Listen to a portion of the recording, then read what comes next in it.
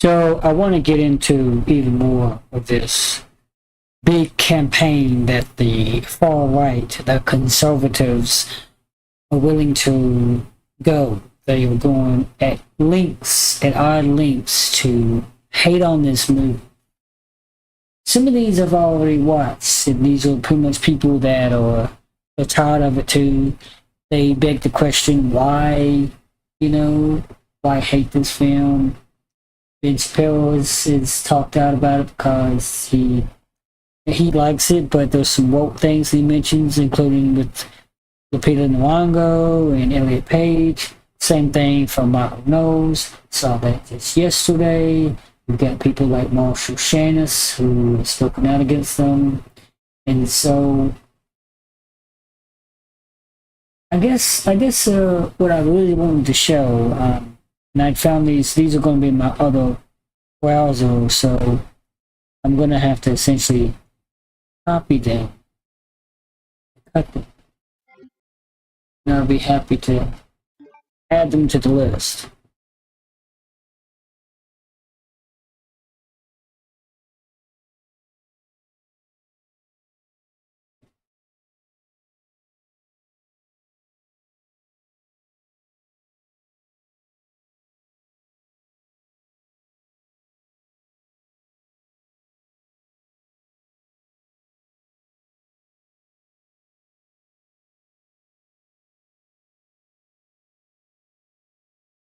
Never in my life have I seen early hate for a movie the way that Odyssey is getting. And bear in mind, not a single person hating on this movie has even seen it. Elliot Page is an inaccurate Achilles. Brilliant, because he is not even playing Achilles. Elliot Page plays Sinon in the movie, not Achilles. Everyone comparing it to Brad Pitt. What are we even doing? They're not even the same character. And for the record, he plays his part very well. I've watched the movie early, I was at the world premiere, I've already seen the film. So I have more credibility than all of these brain dead people in comment sections pretending they know anything about the film. I am not spoiling the movie here, but Sinon, played by Elliot Page, is not meant to be a huge Greek warrior. That's not even part of the character. His character is more strategy based, and the scenes that they are in the movie are done very well. People are going mental. There's trans people in the cast. There's black people in the cast. This character's too old. This is totally unbelievable. No one will believe this. I hate to break it to you, right? There's a 40-foot cyclops in the movie. It's mythology. It's not fucking real. If you can't believe that there's a trans person in the cast, I can't even imagine what's going through your head when you see a sea monster, because I'm breaking the news here again. Not real. Everyone making all this noise and kicking up the fuss online are just brain dead idiots. I'll be gentle when I say this to all these comment section warriors. I promise you, with every morsel of my being, you do not know films better than Christopher Nolan. What are we talking about? You have no idea what you're talking about. I'm pretty sure Christopher Nolan might know a thing or two about what he's doing, okay? The man wasn't an astronaut and he cooked up Interstellar. I'm pretty sure he's never time traveled before, but look what he came up with. He is a genius. He knows what he's doing. Oh, but the dialogue is too simple from the ancient Greek text from Homer. Emily Wilson, 2017, made a very simple translation of the Odyssey. The reason being, Homer's original text weren't written to be fancy. They were spoken text, how a normal person would speak. And that, translated into modern day, is simple. It's not meant to be fancy. There are simple translations. People are so quick to hate with absolutely zero context, like they know nothing. And by the way, everyone I've spoke to and everyone I know that's actually seen the movie thought it was brilliant. So you just be the judge of that. Never in my life have I... Really? Because it's something that was written BC, before Jesus came, and it's like they're throwing it way out of proportion. Like the title, they're going out of they're losing their minds. It's gone too far. It's out of hand, and it needs to be stopped. There's another one.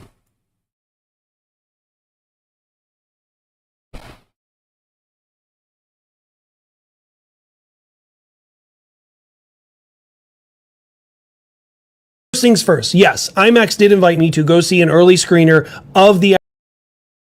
Let me rewind it.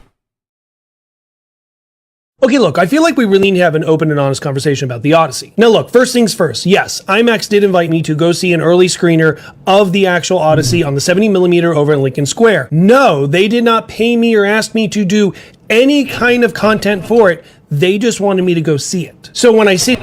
So he's not a shill.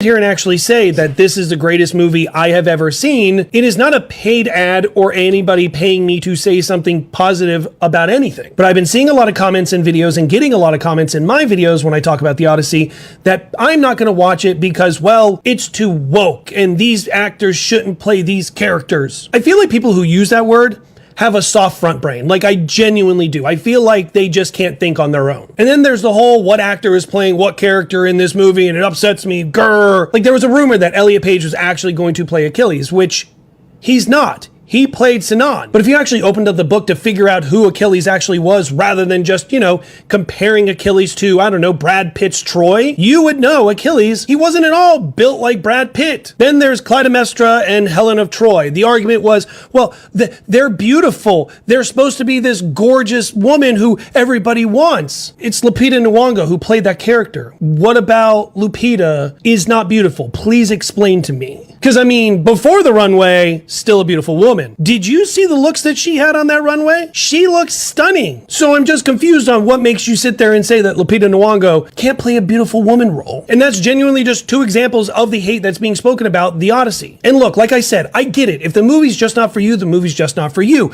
But don't sit there and just like if the movie is just too long. I've seen it 3 times and I'm done. It's way too long for me to see it a 4th time.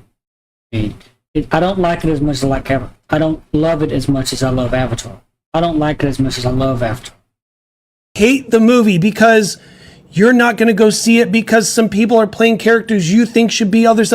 But move on. This story was written 26 to 2700 years ago. It is the greatest story ever written. And literally most stories 26 to 2700 years. I think it's an understatement, perhaps even longer. Like,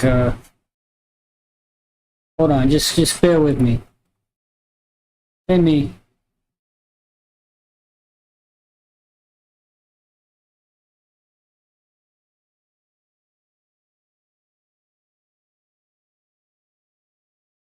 Now, of course, there's he had to write it down for him to say it orally, for people to present it orally by mouth.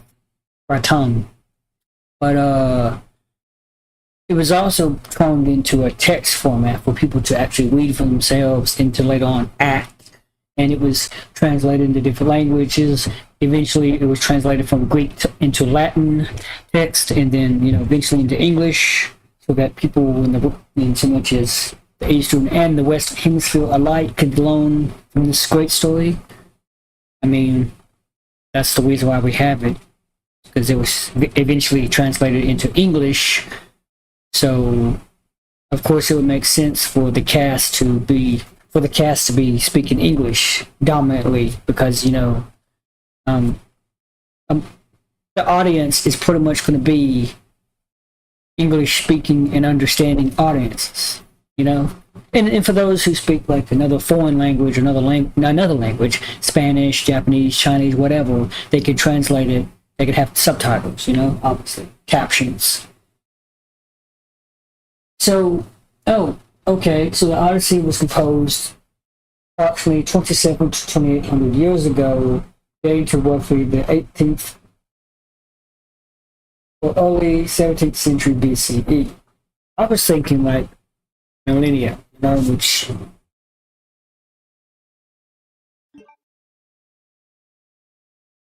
I combined how many.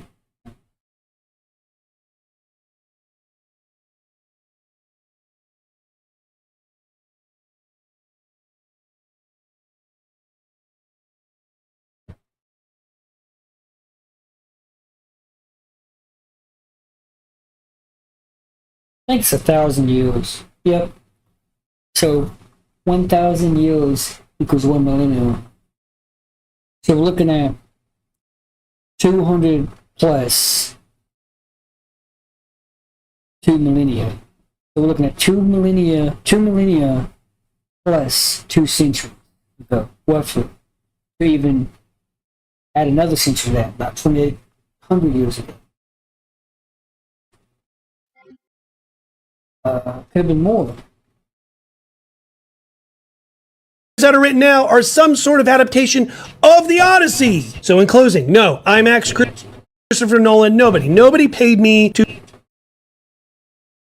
think should be other stuff. But move on. This story was written 26 to 2,700 years ago. It is the greatest story ever written. And literally most stories that are written now are some sort of adaptation of the Odyssey. 27, 28 years. So in closing, no, IMAX, Christopher Nolan, nobody paid me to talk so gushingly and glaze the hell out of the Odyssey. It's just that good. It, to me, is one of the most beautiful things I've ever seen on a screen. And second of all, like your mother said, if you don't have anything nice to say, shut up. Okay, look, I feel like we really need to have an open... No, I don't love it as much as he does, but I do like it. You know, I'm not gonna cap. I'm not gonna lie. No reviewer of mine used to say that. Not mine, but he kept saying that. So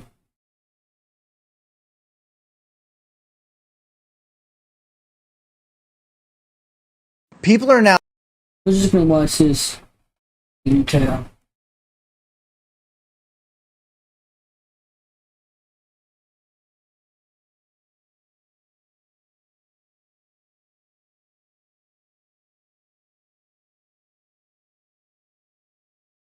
upset with Chris Nolan and the Odyssey. Now that people have figured out some of the roles that some of the cast members will be playing, to start things off, it seems as though Ellen Page will now be playing Achilles in the new Odyssey movie. For those of you that don't know, Achilles is one of the greatest heroes of Greek mythology. He is literally the basis of almost every single story. There is no gladiator without Achilles. Think of it that way. So people are now upset because Elliot Page is now playing Achilles, and for those of you that don't know, Elliot Page was once known as Ellen Page, and taking on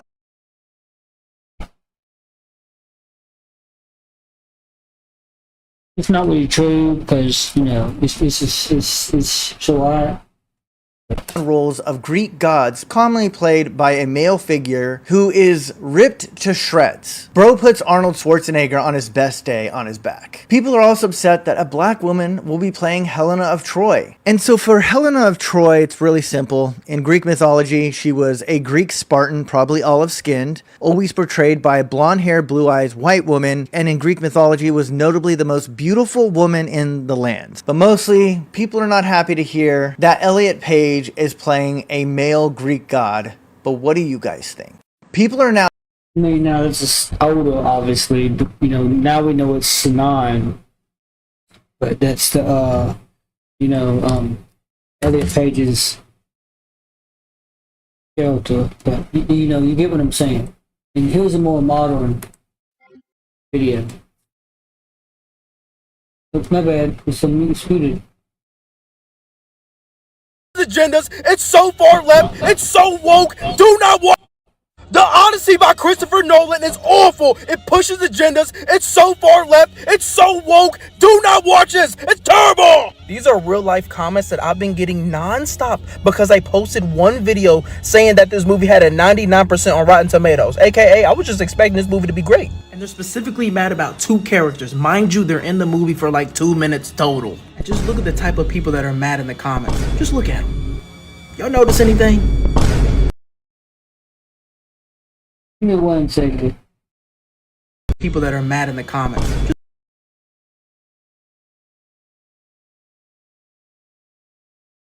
Just look at them. Y'all notice anything? That I've been getting non-stop because I posted one video saying that this movie had a 99% on Rotten Tomatoes, aka I was just expecting this movie to be great. And they're specifically mad about two characters. Mind you, they're in the movie. I thought he was actually pretending. I didn't know if he was actually mad at it or if he was just pretending to be mad, kind of mocking the people that were, you know, negatively commenting him on his page. for like 2 minutes total. Just look at the type of people that are mad in the comments. Just look at them. Y'all notice anything? I'm just saying. You're a grown adult, buddy. And guess what? It's fake. So whoever they choose for the casting doesn't matter. It's fake. It's okay for people to not like a casting. That's fine. But to get this mad and type these types of comments is insane. Because I promise you, it literally does not matter. It's fake. Just be a good person. The Odyssey by Christopher. It's the thing about it's based on, the fiction is based on reality, but it's still a fiction story. And now we see that the people on the right, the so-called conservatives, they're acting like the left used to act. And they're having all these, memes and stuff on Twitter. And Nolan is awful. It pushes agendas. It's so far left. It's so woke. Do not watch this. It's terrible. These are real. it's crazy. It's crazy how it is. See, the new Odyssey trailer having more dislikes than likes. Really? Was it not a good trailer? I haven't bothered to watch this.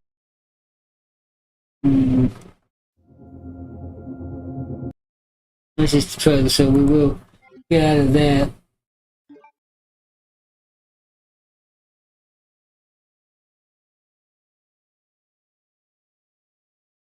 Anyway, so we see how far it's going, and just want to continue with the playlist here. Go lifts way before the. Oh, sorry, we always watched that one.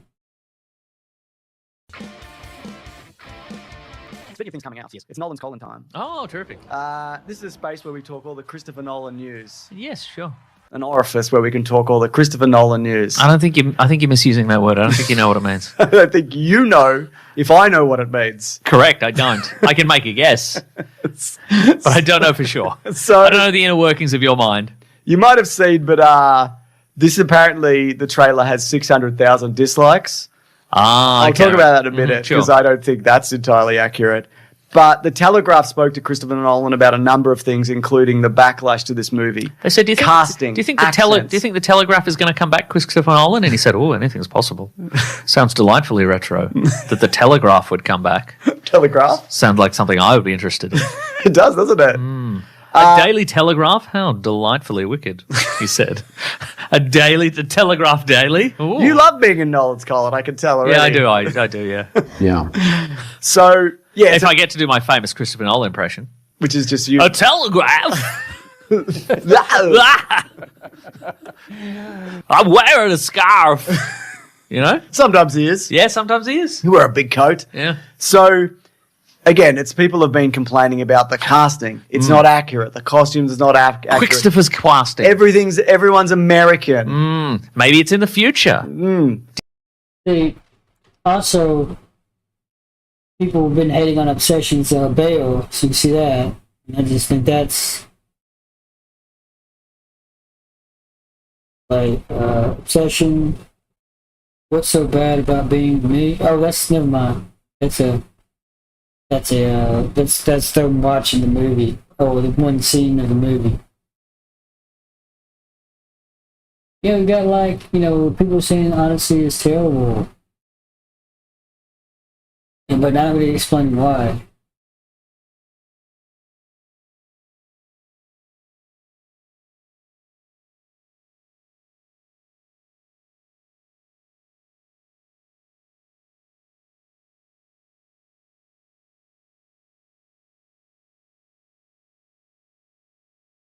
Do you think it might be in the future? I don't know. This doesn't matter to me. None of this matters to me. Okay. Like, at all. You're fired up for this movie. I am. Of course I am. Of course I am, Mason. Friend of the show, Dave Warnocky, messaged us and said he's thinking about covering the Odyssey on his podcast, Book Cheat. Yeah. And you said you would love to do the show ordinarily, but you don't want to know what happens in the Odyssey. I mean, because I have an idea, but I don't want to play-by-play of it a day before I see it. Yep. Anyway, so he said that in regards to the controversy, It comes. He said, Which is how we say it in Australia sometimes. That's right. Depending on how we're feeling. If you're from Adelaide. Said it comes with the territory, but look, these conversations that happen before people see the film, they're always irrelevant because no one having them knows what the film is actually about. I think it's about the Odyssey, mate. Partially. Yeah. Pull your head in, mate. I don't know what it's about. The freaking Odyssey, mate. Said I spent 10 years of my life dealing with Batman, and when I came onto Batman Begins right as an artist, I've been working on that beloved character for almost 65 years, and a lot of freighted thoughts are out there about what he represents. And what I learned over the time on that trilogy is you can't worry about all of that. What you can do is honor the original text by interpreting it in the strongest ways you possibly can. All you can do is knuckle down and make a good Batman movie and an excellent Batman movie and then an okay third Batman movie. That's right. And then you've done it. Then you can do whatever you want for the rest of your life, That's apparently. Right. Yeah. Again, this is tracking well. This has, according to Deadline, an 80 to 100 US opening, which is high, which would be higher than Oppenheimer. But other people are saying that it's higher than the World Cup. It's going to exceed 100 million. I don't know what the case is, but I know what the case is, but I'm not telling. Could you tell us next week when the hard numbers are in? Yep. Okay, good. Give me 1 second. It's on the videos.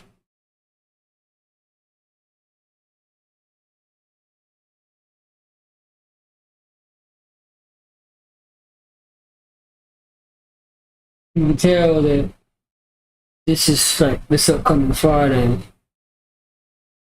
I'll refresh the page so I can show you more accurate in depth. Just look at 6 a.m.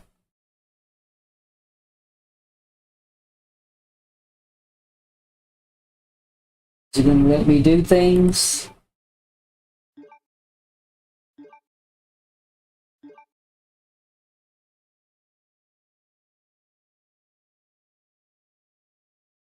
And this is the IMAX.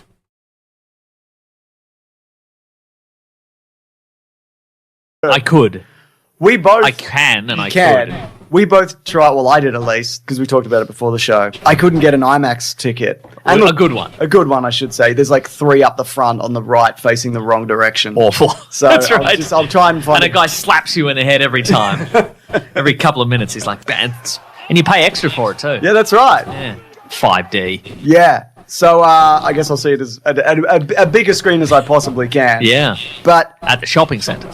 Yes, that's right. Also, the 600k dislikes. Yes. And John Campy actually did a video on this earlier this week. It's an estimate, and often the case they're overestimated. And I checked this with my YouTube channel. Okay. Dislikes on YouTube are private. Okay, yeah. Which I don't particularly like. Unless you have some sort of extension, like a browser extension. Yes. Yeah. Which all these little freaks have, apparently, because they can see how many. But the thing about the browser extensions are they're not based on. They don't have the hard data. And they admit that. They say this is an estimate based on a particular formula that we have. Yeah. They don't have access to that information. Oh. So they don't actually know. So look, could this have 600,000 dislikes? Potentially. Right. But again, often, and I know it is. With mine, they always overestimate.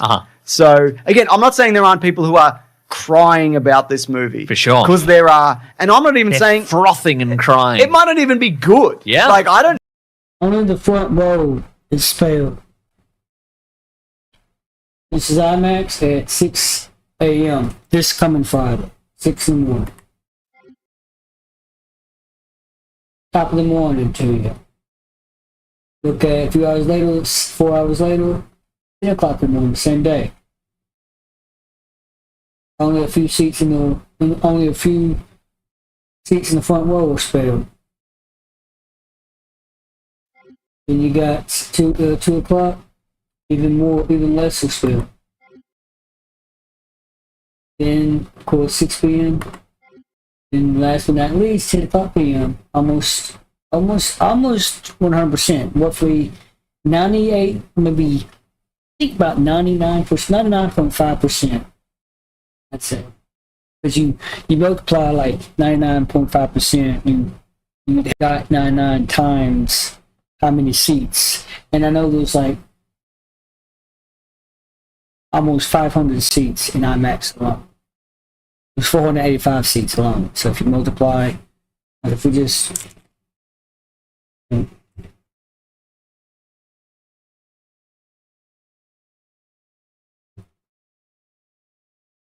Get the calculator. I got it on my other screen.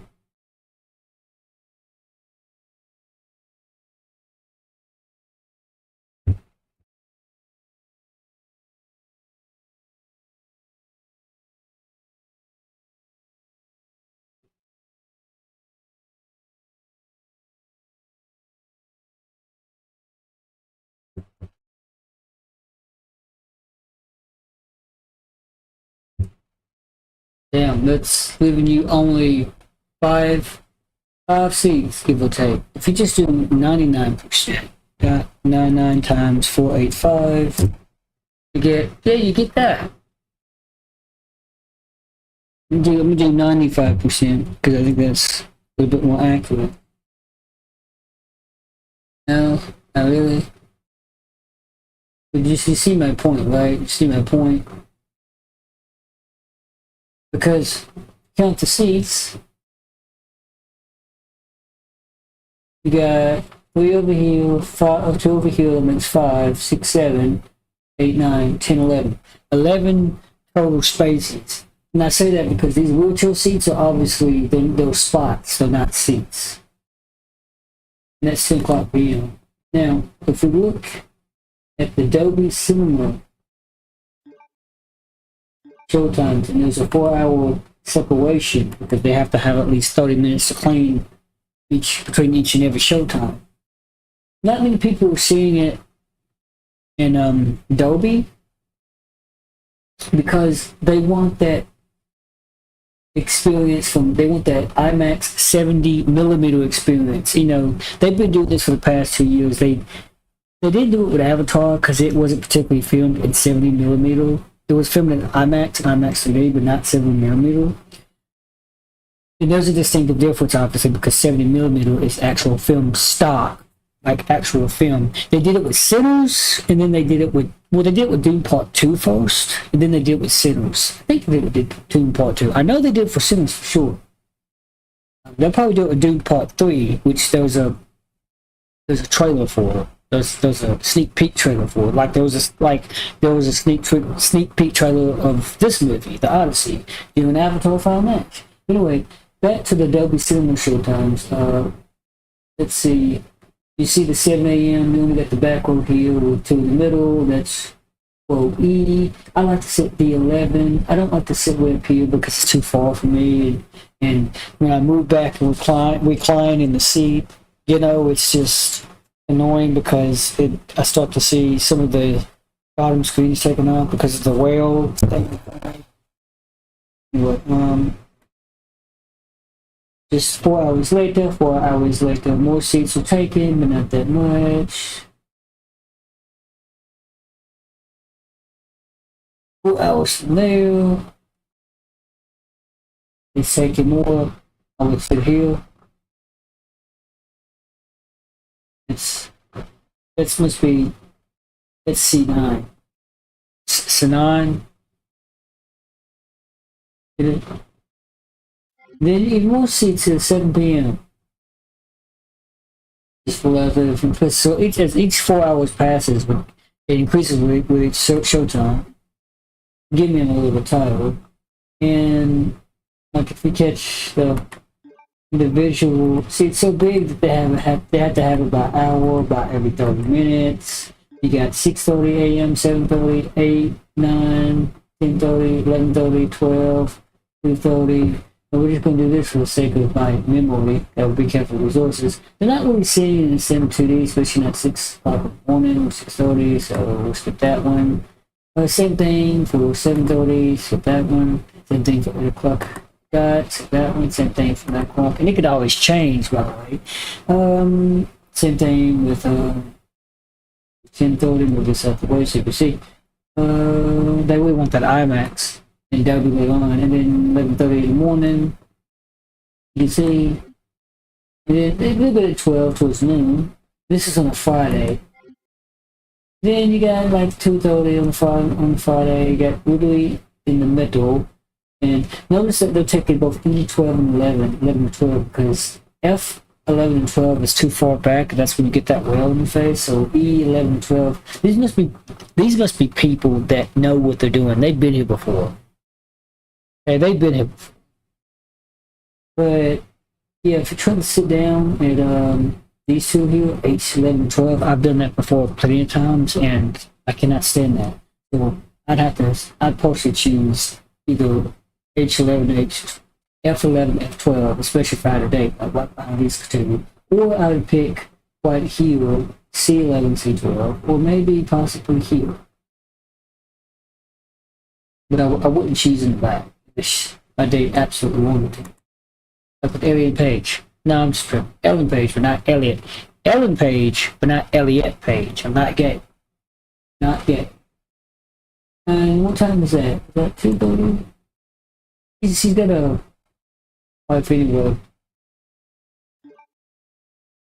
So 2:30, 3:34, 6:30, 7. Notice the gap in between. There's a 2-hour gap. 7:38, 9, and last but not least, 10:30. I think I just showed 2:30. 10:30, yeah, no, nothing for 2:30, 4 o'clock, has a bit more. 6:30 has yes, but it's still a little spot taken. And 7:30 isn't much. And even more so at 8. I don't understand that why 7:30 doesn't have anything. In fact, you open that tab, you can see that 7:30 p.m. doesn't have anything, but 8 o'clock just doesn't say it's a different auditorium, of course, has new Odyssey taken. The seat right here would be G11, kind of in the middle. That or F9. And of course you got 9 o'clock. Then last one at least 10:30. There's no one to stay that late, I guess. And that's just one on total. Something like Minions and Monsters, people have already seen, but I'm gonna watch it again. Especially #1. Because ever since I've been working at a theater and this is something I've been paying very close attention to, which the competition. You just look at Evil Dead Bone. There's literally one time only at this theater. At 2016, one time. 8:45. Let's see how many people are seeing Evil Dead Bone. And that's the goriest Evil Dead to date. Not really, you know.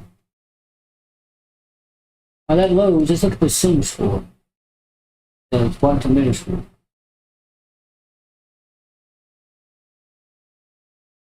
$95.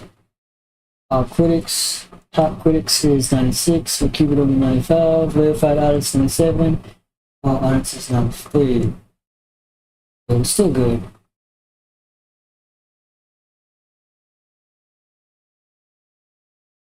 We compare that with Sinners. That's not what I said.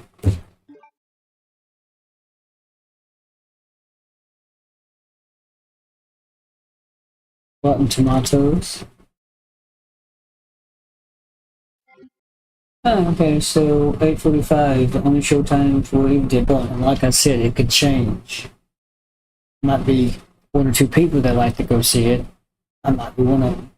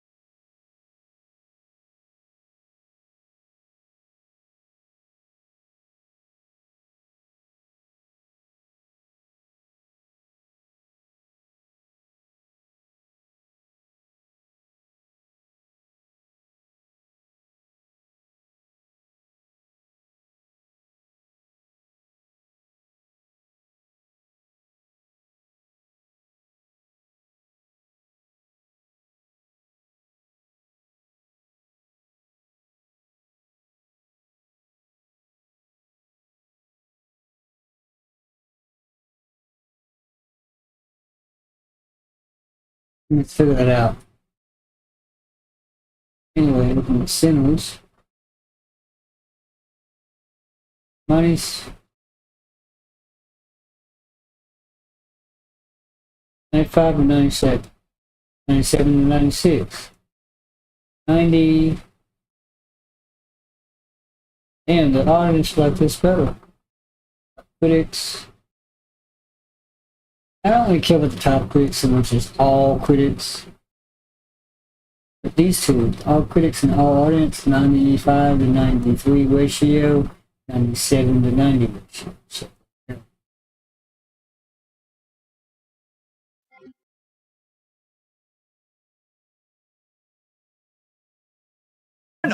There's movies of his that I But don't we're gonna like as much. we're gonna wait and see and watch the movie. But again, it's this thing of like, if all there's a whole industry of people in there, right? Their whole business model is get people mad about stuff, so they click and they watch. And if they were like, well, we'll see if it's any good when it comes out. Like then they're missing multiple weeks and months of videos where they're like, you should be mad about this because of this reason. And it's like, you know, they've got to get those clicks. That's right. So they can do those Coca-Cola sponsorships. We looked at Gods of Egypt this week for Caravan of Garbage. That's in the correct. spirit of Christopher Nolan, because he likes that movie. He likes a big man. He likes in a movie. big man in a movie. Big tall man. And that's just a white movie, which we talk about. And honestly, like as we talk about, it's like inaccurate, but who cares? Because it's a nothing movie. Also, apparently Odysseus is black. Okay, there you go. All right. But it's well, Matt now Damon. I'm mad about that, maybe. Well, you should be. Let's make a video about it. Let's clip this. This is just Let's this clip part. This 10 seconds. Just this part. And we're mad about it. We're mad about it. Yeah. I'm mad about it. It's a fiction. I'm mad about you. That's my polarizer impression. Oh, that's good. Yeah, thank you. Why are you mad about me, Paul Reiser? Because you cheated on me, Helen Hunt, in the show. I'm Helen Hunt? Yep. All right. That happened in that show? Yeah, I think so. Incredible. In one of the seasons. Sure. Yeah. In the finale. I don't know, man. Yeah. And he's just like, ah, and then it ends. That's why I'm mad about you. Yeah. And that's that was the whole show was the lead up to that. Yeah. so. There you go. I don't know. Also, and then the credits end, and he goes, "Oh wait, sorry, I meant mad at you." Oops. Oops. Yeah. 9 years for nothing or whatever it was. Anyway, I don't know. All that is to say that like I don't care about fictional. It would be wild if fake movie universe where gods are real and people turn into pigs. I don't care what color anybody is or what they talk like. Yeah, it's. But you're allowed to. It'd be weird if it was bad, like just straight up a bad movie. I would love it in a way. Sure. I would rather it be really bad than okay. I would love it if there's a moment where Matt Damon goes, "Oh no, it's the big men of Greece," and then the big men show up. That's right. Here we are. Bigger than you thought, I bet. That's right. Yes, actually. Yeah. I thought it was like a legend or a metaphor, but you're literally big. That's right. And you're in for a big man walloping. I would like to opt out of the big man walloping. Well, you can't. What? No. It's walloping. My mum said you can't. Walloping all around. Oh, wait. Who's your mum? Someone famous. Does she know my mum? Yeah, they're friends. They hang out. They play bridge. Oh, you can go. This is why I was looking at Kelsey. I look at my history activity. See, I was making bets with the Odyssey Film Store.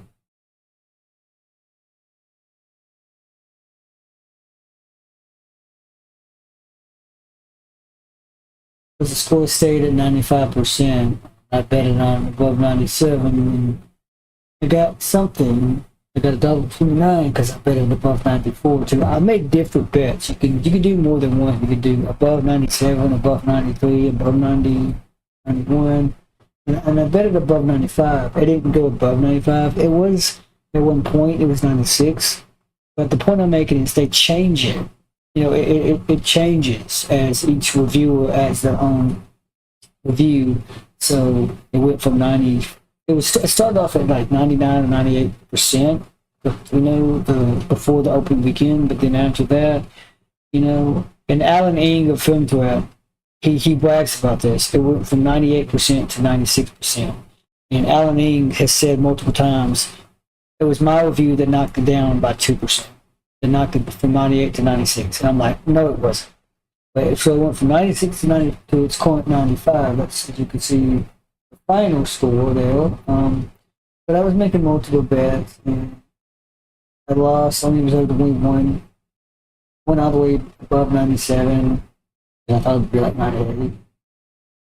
I should have did more there. I should have did everything below this. So above 94 means obviously 95. Above 95 would be 96. So since it stayed at 95, this is pretty much that means 95. I should have did like above 94, above or 95%, above 93 or 94%, and lower.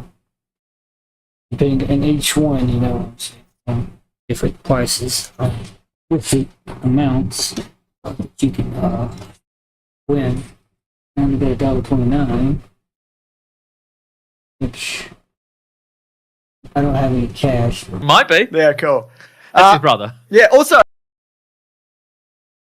bearing in mind, this is R-rated. Nice. So that might hurt it for opening. Yeah, okay. Doesn't seem like it's going to. And R-rated in Australia? everywhere, I think. Whoa, because it's different. Or maybe it's M15 overseas. I bet it's MA 15 plus. Yeah, whatever Deadpool is. I don't know what that is. Oh. Yeah. So, you know. X for rudeness. Yeah. And it will all depend on how well it does, if it's good. That was Nolan's colon for this week. There it is. Come back next week where we'll review his film. Now let's get out of Nolan's colon. Can I see if I can find another Australian? There's a certain Australian I like to watch. What's it on over here? Look them up.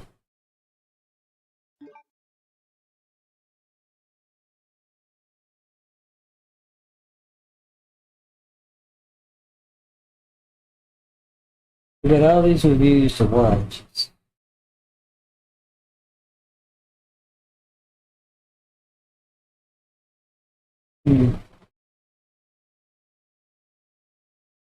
What is it?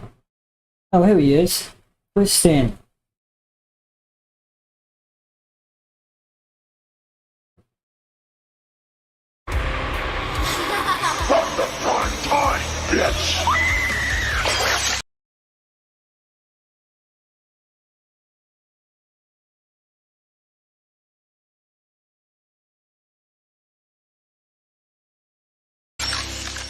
Alrighty, so essentially this is just going to be a lot of verbal diarrhea. I've written some notes down, so hoping I hit all the right marks and just say what I need to say. So a couple of nights ago, I got to check out Christopher Nolan's The Odyssey. There was a media screening here in Sydney at the IMAX.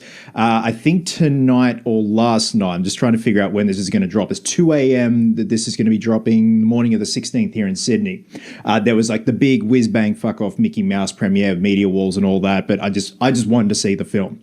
So again, there has been a lot of discourse with this film surrounding casting choices, you know, next to no Greek actors involved, which, you know, is definitely a point of contention. I understand, considering this is based on The Odyssey by Homer, one of the most beloved stories, and a bunch of stories at that. Like I said in my Out of the Theatre reaction, my introduction to The Odyssey by Homer was Oh Brother, Where Art Thou from the Coen brothers, and it's actually one of my favorite films. It's in my top 10. You know, the inclusion of the sirens, Ulysses Everett McGill, played by George Clooney, essentially representing Odysseus coming back, you know, whilst his wife has suitors or has married a suitor. So even though it was set in the 30s, I understood the references, and my dad kind of like filled in the blanks for me because my dad has a lot of knowledge on the Odyssey. So when this was announced after Oppenheimer that Nolan was going to be tackling this, we're like, oh, different. Is this going to be like grounded in reality? And we're so used to Nolan being grounded in reality, you know, with the exception of, say, like Inception, Interstellar. But I think he definitely laid that groundwork and set the blueprint with the Dark Knight trilogy. I'm thinking, okay, well, is he leaning into the fantasy side? And then, you know, we got murmurs that there was going to be the inclusion of a Cyclops, giants, sirens. I'm like, whoa, okay, he's stepping out of his comfort zone. I think even at one point around the time of Memento, he wanted to do something like this. And he thought, this is way too ambitious for me. And then, you know, we saw footage set photos and seeing how practical this film is, and the fact that it's going to be entirely shot with IMAX cameras, and rest in peace, David Keeley, and they appropriately named the brand new IMAX camera the Keeley after he sadly passed away just before the film's release. So rest in peace, sir. And, these state-of-the-art IMAX cameras, they can still only run for like 3 minutes at a time. So a massive undertaking, not just behind the camera, but in front of the camera for the actors. And like in terms of the cast, everyone's in this fucking film. It's Nolan, man. He incorporates all these A-list actors, but really talented and capable actors. And discourse, hoo-ha aside, it's one of those things, like I said in my out of the theater reaction, I'm like, it is what it is. We're locked in here, and let's just hope that this is an immersive experience.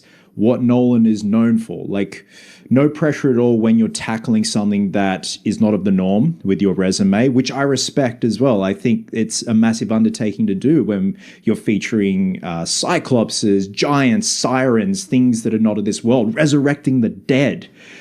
And this is by far the best looking film I have ever seen in my life. And just from a hearing standpoint as well, that this film is a sexy assault on the senses. Again, utilizing those IMAX cameras. This is why I love film and why I love cinema, but also why I love IMAX. You pick up all these beautiful details. The color is so rich, lived in. It has a soul. There is no soulless digital appearance to it.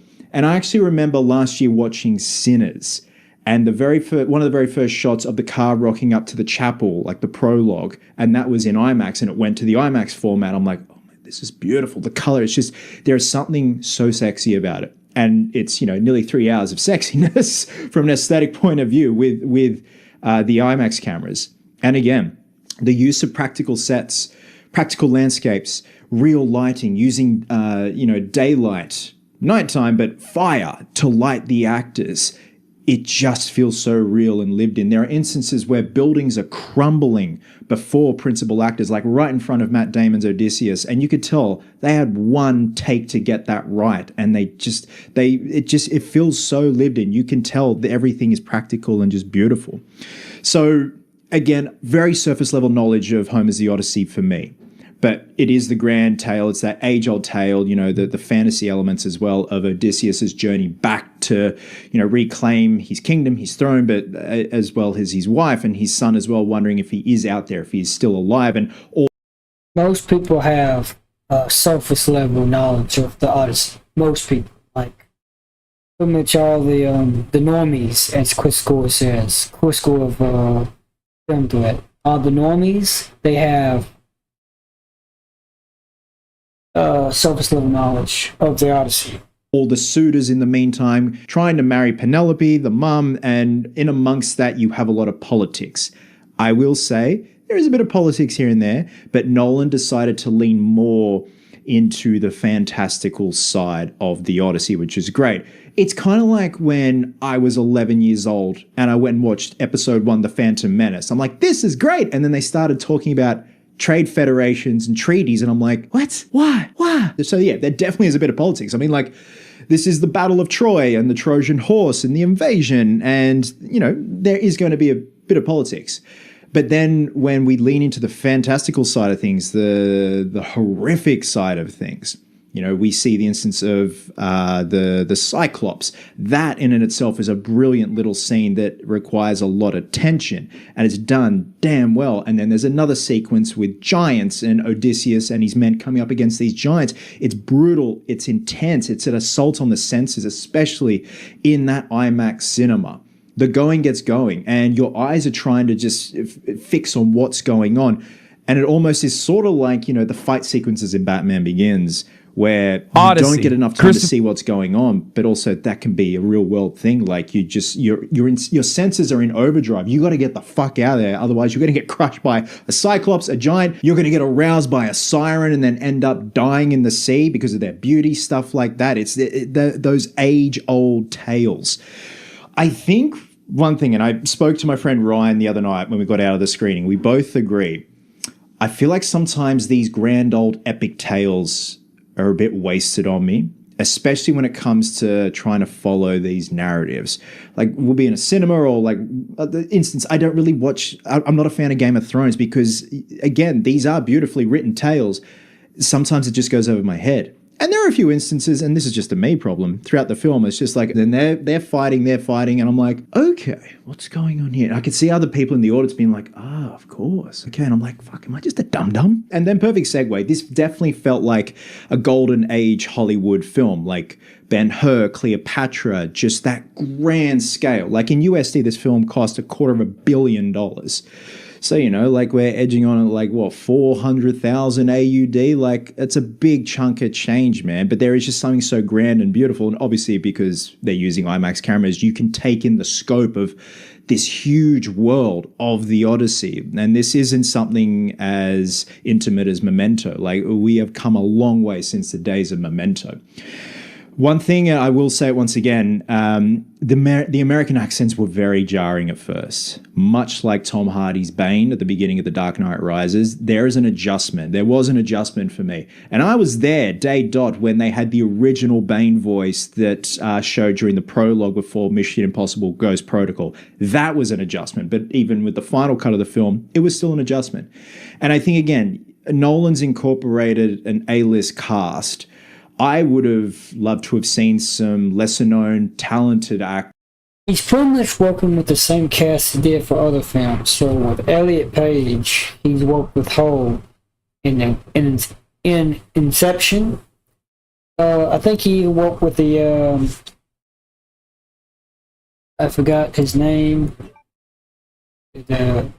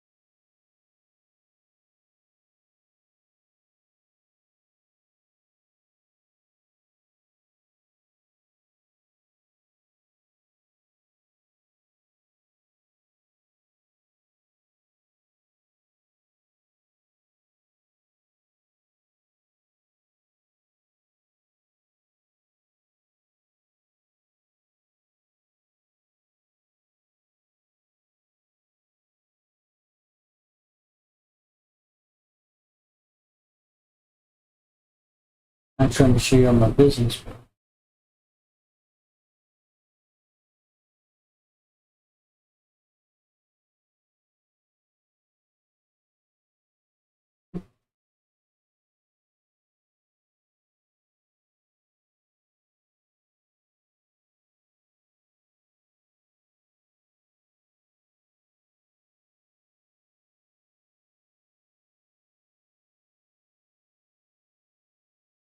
Give it a 8. I changed my score.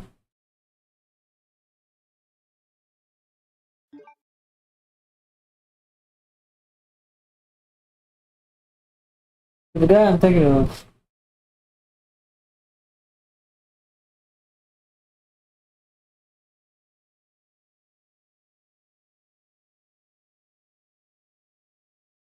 He was in, I think it was Inception.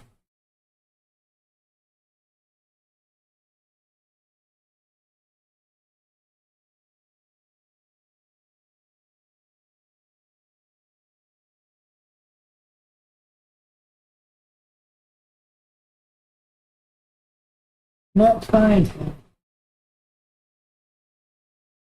Oh, I managed to tell. This was, you know, Odysseus' second in command.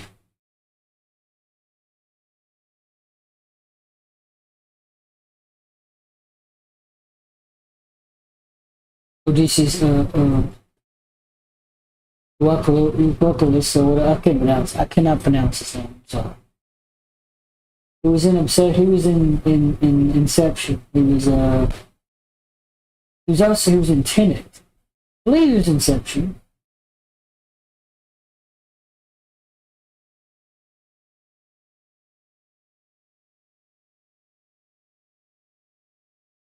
Could be wrong. This came out what, 2020, 2010, 2011? I'll be wrong about that. But he was in Tenet. Because he was he was a scientist. I knew he was a scientist. It's actually Tenet that he was in.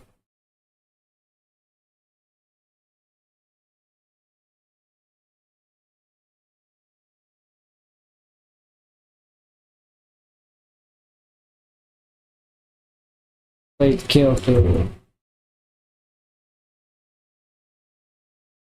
Like Mahaya. But he's in it. Anna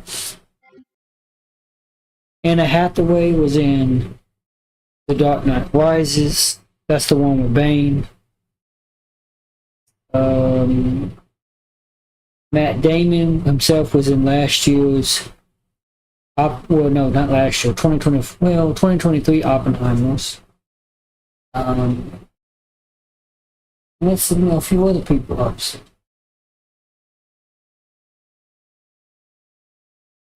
Damn. So Obsession was at number 1 at first, but now the Odyssey has, taken over. So it went from OBS to ODY. Backrooms is number 3, I guess. Project Hail Mary was number 1 for like 2 weeks, 2 or 3 weeks. And obviously, Obsession took over, both Obsession and Backrooms. Really Obsession, but then, because Obsession came out before Backrooms. Obsession came out, and then the week later, Backrooms came out. But Backrooms never really beat Obsession. Obsession was always ahead of it, above it. But then, obviously beat Obsession. There's people waiting on it. Troy, of course. I did Bone.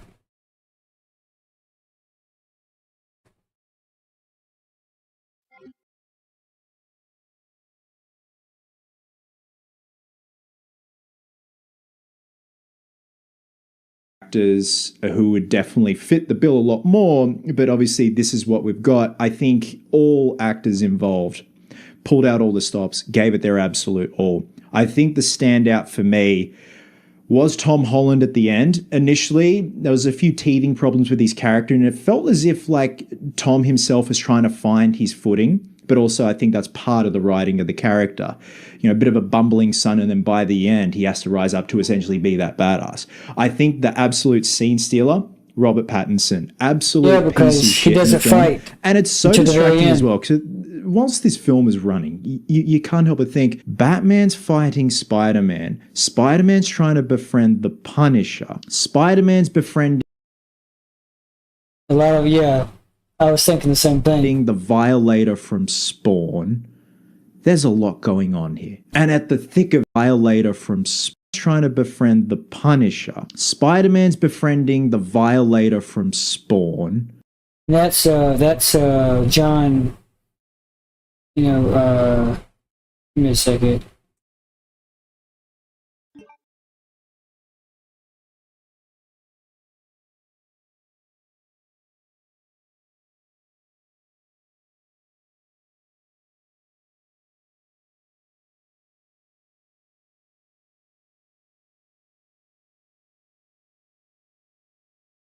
'97 Spawn, played by John Leguizamo.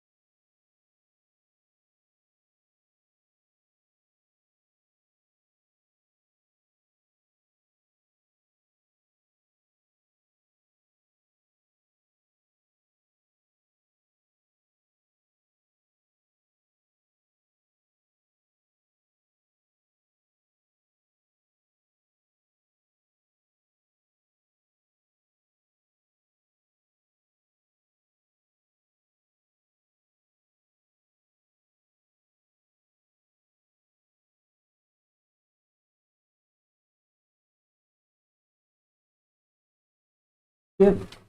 There's a clown.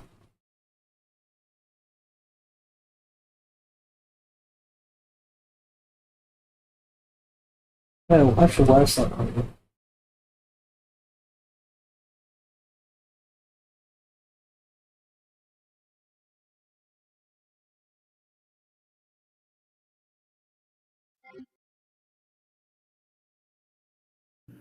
There's a lot going on here. And at the thick of it, Jason Bourne is lost at sea. Speaking of, let's talk about Matt Damon. I think he turns in a pretty damn good performance. He was not the standout for me. I didn't exactly see him as the leading man for this one, though he is quite captivating to watch at the same time. And like physically as well, like he put his body through the absolute ringer. It looks like all actors did in this film. I can only imagine the crew behind the camera did as well. But yeah, going back to the initial American accents, it is a bit jarring. You have to get a bit used to it. And Nolan was quoted as saying, I want this film to kind of cater to modern audiences. And whilst I somewhat... Not to mention Spider-Man is the son of Catwoman. Like, from Dark Knight Rises. Agree with that. I think as well, if you're going to these extreme lengths, to going to all these parts of the world, utilizing state-of-the-art IMAX cameras and having that real practical in-camera feel, like it seems like you put all that effort in there, but like cast-wise, I feel like that could have just been a whole different story. But again, we are here. It still, again, was that adjustment for me, but once I just lent into it, I was having the time of my life. And speaking of like having the time of your life, I didn't really feel the almost 3-hour runtime. I wasn't actively checking my phone or anything like that. And I love that it is told from different perspectives about the character of Odysseus, from different people. And it's sort of that, and I'm referencing the Dark Knight trilogy once again, it's that thing of like, you know, the Joker's backstory. You don't know which one is real, if he's just completely full of shit, but what really happened to Odysseus, how long has he been lost for, who's been keeping him captive, stuff like that. And then obviously his journey back to his home to regain power, get back with his wife, and then be reunited with his son as well. And the end sequence, the end battle sequence, it ratchets up that tension beautifully. And then it all comes out and shit hits the fan. And we get some pretty horrific scenes. There's one scene in particular during the film that involves a witch. And I think this is where I want to see Nolan tackle a full-blown horror movie. There are some really horrific scenes. And again, it's so, not weird, but I'm trying to find the right word. You welcome the change. Something so different and far removed from what Nolan's used to with his resume. And you're like, dude, that was good. That was promising. Like, can you imagine like a whole like hour and a half, 2-hour Nolan film that is purely horror, like mind-bending, twisting horror, having that Nolan, that spin on something that's so horrific. Now, there are a few instances as well where the dialogue was questionable. And again, going back to his quote of catering to modern audiences, where I don't think you necessarily have to, but there are certain dialogues, there are certain bits of dialogue that just felt way too modern, distracting. Like, I'm not going to nitpick about the fact that Tom Holland says dad instead of father, or father. There was one line from Elliot Page, and I'm like, you may as well have said, I've got the Riz. It's just something like that, something to that effect. It just took me out of the film just for a little bit. And I'm like, I feel like that bit of dialogue could have been polished a bit nosy. So guys, initially I was very apprehensive going into this. I was worried. It's something different for Nolan, but if he's choosing to do this, then in Nolan I trust. It's like in James Cameron I trust. I've never really gotten a bum steer from Nolan, and I can always bank on him delivering that immersive experience. And I think this is one of his best looking films. If anything, this is his best looking film. This is one of the best looking films I've ever seen in terms of just grand scope, scale, having that old Hollywood feel to it, like the golden era. And again, it is a bit jarring, just the choices with casting, accent, stuff like that. But, you know, it's a whole nother kettle of fish if he had to go get all these actors to train with accents. And at one point, you know, we may even have to read subtitles throughout the nearly 3-hour runtime, which I wouldn't really have a problem with, but also you kind of like miss out on the grand scale of how this film looks, and just leaning into that fantastical fantasy side of things, the horrific elements as well, the horror scenes, those sequences are very, very warm, disturbing welcome from a man that's so used to being very logical and, you know, a class act essentially, but seeing practical puppets of certain things that are very jarring and almost Savini-like or Rick Baker-like. I was like, this a good combo. I don't have to tell you otherwise. Go see this in IMAX, not only just for the visuals, but the booming sound design, especially when shit hits the fan with certain sequence with the Cyclops, the battle sequences, even as well just seeing natural lighting, fire hitting an actor's face, practically like reflecting off an actor's face. It just has this warm, earthy, soulful feel to it that you can't get that with anything else other than IMAX. And with that, I'm going to be giving the Odyssey 4.25 homers out of 5. So guys, here's my question to you. If you do check out the Odyssey, you do check out this video, and if you are a massive fan of Homer's writings, please drop a comment below. Let me know your thoughts in terms of how this compares. There were a few hardcore fans there at the screening the other night, and it was interesting to hear their take. And for the most part, they were pretty impressed with what they saw. But as well, like anything that I may have missed or didn't mention that was mentioned in the books that wasn't, you know, touched on screen, let me know. And who was your standout? Definitely for me, Pattinson. And like, I will repeat this once again, his career needs to be scientifically studied. Like the dude's had the drama, he's just had the Odyssey, he's about to have Dune, and he's currently filming the Batman. Like, settle down. Love you guts, and I'll catch you in the next one. So that Anna Hathaway, she's got 5 movies coming out.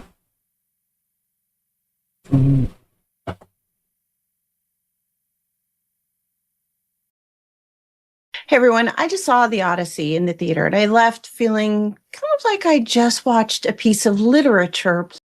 Yeah, so it's what I've always seen you. I want to get into some of the hatefulness.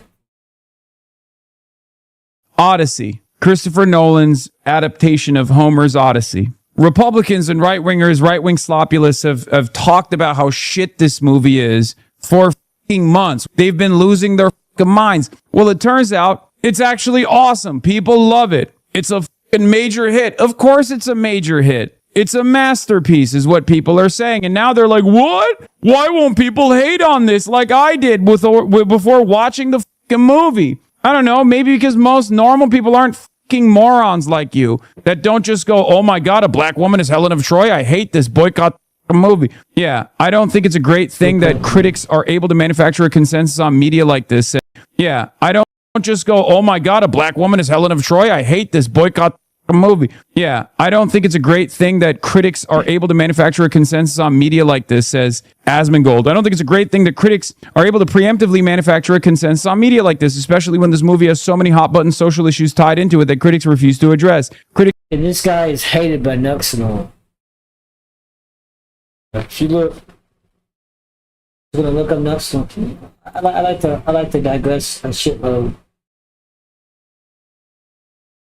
I do. Why can't we tell good stuff? I love to digress. Hold on. I'm digressing from the digressing. What was that? Oh, Nux and what?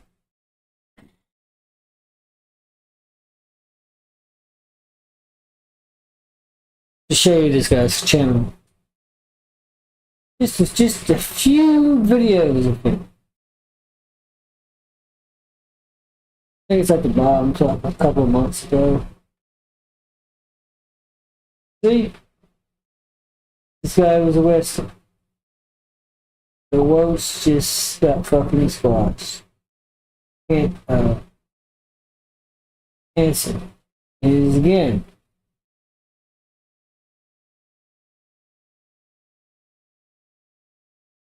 Here's again.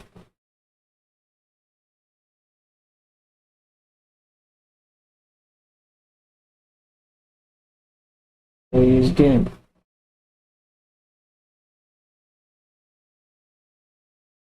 Now, I don't only watch leftists, but I will this time.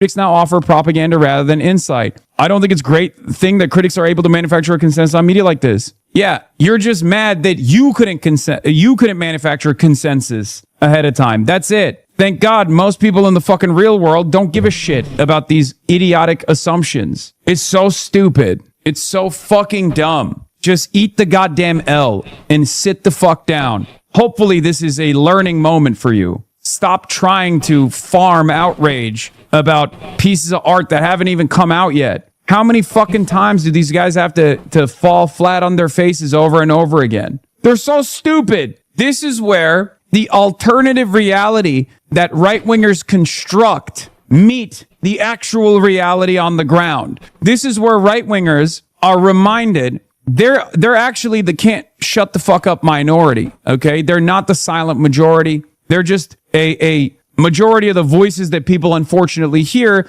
because of our base-boosted, right-wing slanted algorithms. When the expectation finally meets reality, all of a sudden right-wingers are supposed to have a reality check. Many of them don't even do that, though. But there are so many different versions of this. This is the entire fucking ecosystem now on the internet. It's so fucking annoying. Haramkar says the irony of the right-wing Odyssey controversy is that it can only be recast so easily because the West treats European history as universalized while everything else is specific and ethnic. The right can never be happy because they want it to be both white and universal at once. It's a silly aside, but it's the same exact principle. From something as dumb as my expectations of the Odyssey movie is that it's going to fucking suck because there's like literally a 5-second Elliot Page moment in the entire thing versus how normal people perceive it, where they go, I don't give a shit about this. Yeah, Christopher Nolan has canceled all screenings of the Odyssey with movie influencers. He's only allowing approved critics to see it in advance. He's waving the surrender flag. They know that they have a financial disaster on their hands. Elon Musk, how pathetic. Yeah, it turns out Christopher Nolan's The Odyssey is now heading to record-breaking $117 million domestic opening weekend, shattering initial projections of 90 million to 100 million. Like, what are we doing? Why do you want to live like this? That's the question I have. Why do you want to live like this? Who wants to live in this alternative universe where you're constantly angry, where you're constantly mad all the fuck? That's what the right wing has been asking the left wing for so long.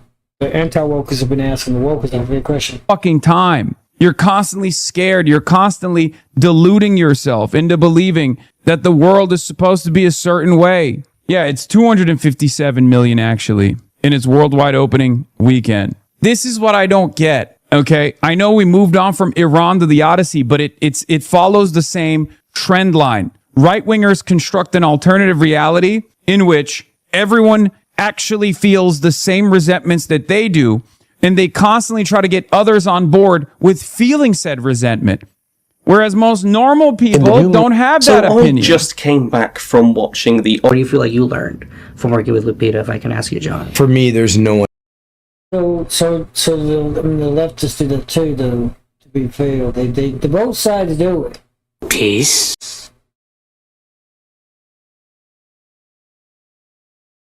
Both sides do it.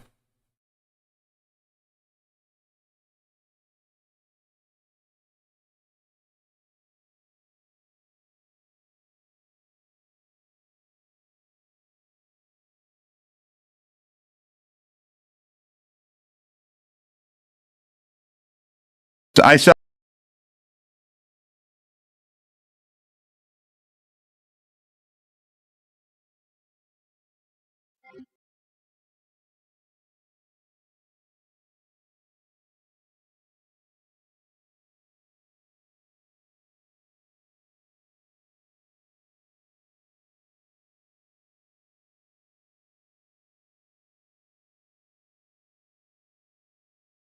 Nolan's Odyssey, 100% accuracy?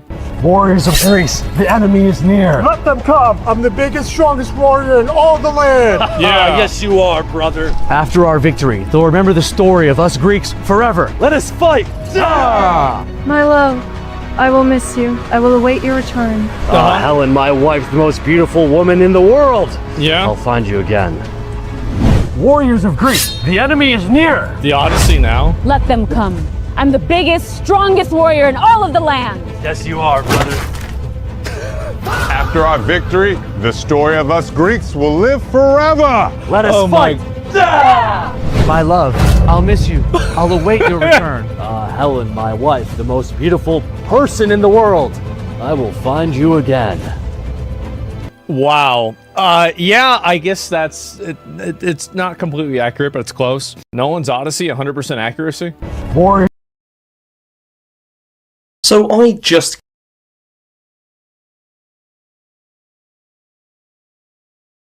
That was something I wanted to watch. I wanted to.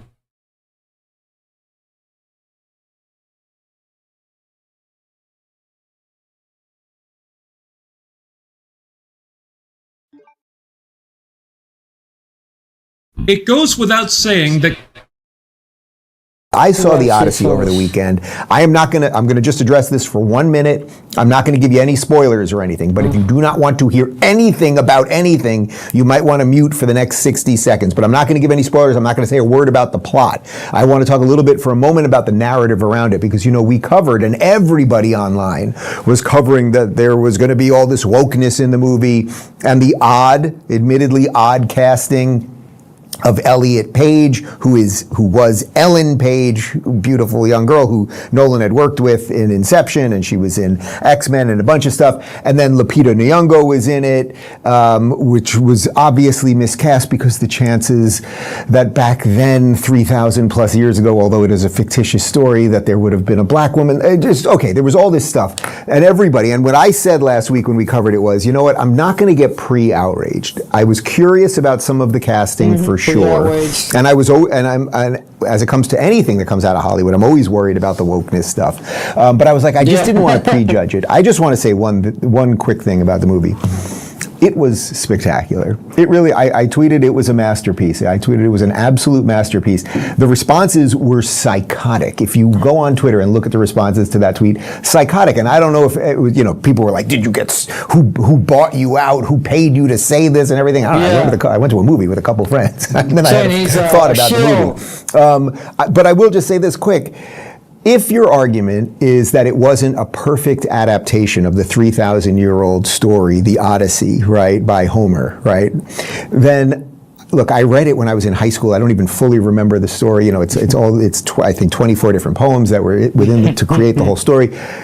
If your argument is that it wasn't perfect to the source material, that's fine. That's fine. I'm sure there were some things that were missed. But there was nothing woke in it. There really wasn't. There was no woke messaging. There was 2 or 3 odd casting choices. I thought the casting was a little bit off, but Elliot Page and Lupita Nyong'o were barely in the movie. I would say combined had about 8 minutes of screen time.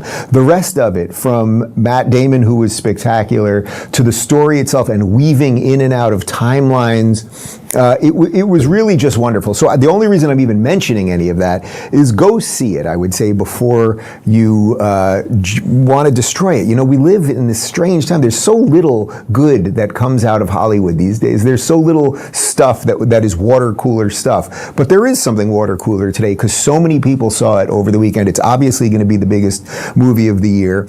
And I guess more than anything, just don't hate something. It was pretty damn good. And again, the source material, I get that, right? Like the Transformers movies, they all wreck all of the source material. They're all terrible, whatever, but they're terrible movies outside of the source material. This was a good movie either way. I think you will enjoy it. And I'm just glad that I didn't get caught in like the pre-hatred stuff. I just don't have the energy for that at 50 years old.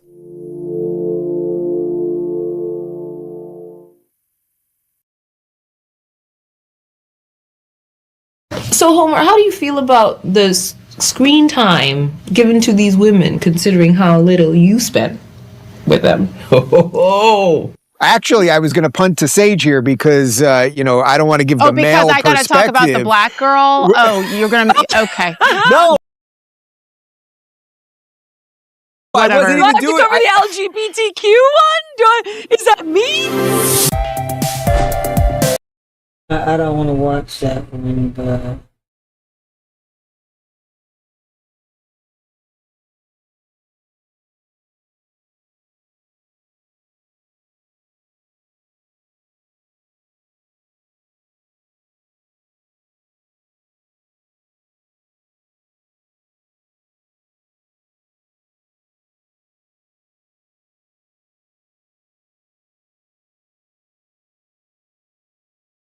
We'll do a separate playlist.